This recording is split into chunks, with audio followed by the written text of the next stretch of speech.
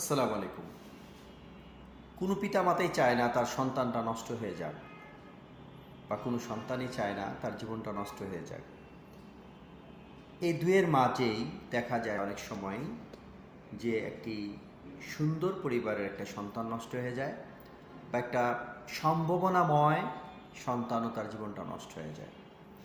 এর মাঝে যে গ্যাপটা থাকে সেটা হচ্ছে সন্তানের সাথে পিতামাতার একটা খুব ভালো সম্পর্ক, আর পিতামাতার সাথে সন্তানের একটা খুব ভালো সম্পর্কের যদি গ্যাপ থাকে, তাহলেই এখানে একটা বিশাল ডিজাস্টার ঘটে যায়।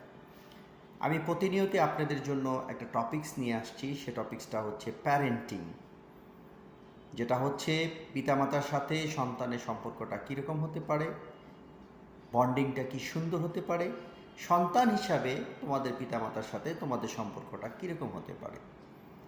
প্রিয় শিক্ষার্থীবৃন্দরা, যাদের বয়স 16, 17, 18, যারা এরকম বয়সে আছো, তোমাদেরকে আমি এতটুকু বলতে পারি যে দেখো, তোমরা যে এই যে আছো, এই যে তোমরা সিদ্ধান্ত নেওয়ার মতো ক্ষমতা তোমাদের নেই যে কোন কলেজে ভর্তি হবা, কিভাবে পড়াশোনা করবা, কোথায় ইউনিভার্সিটিতে চান্স পাবা, কিভাবে চান্স পাবা, এই ক্ষমতাটা এখনও তোমাদের হয়নি। সুতরাং এই সময়টা তোমাদের আসবে 20-25 বছরে। এই সময়টাতে তোমরা ইনশাল্লাহ তোমাদের পিতামাতারকেই সবচেয়ে বেস্ট ফ্রেন্ড হিসাবে তোমরা এটাকে নিতে পারো।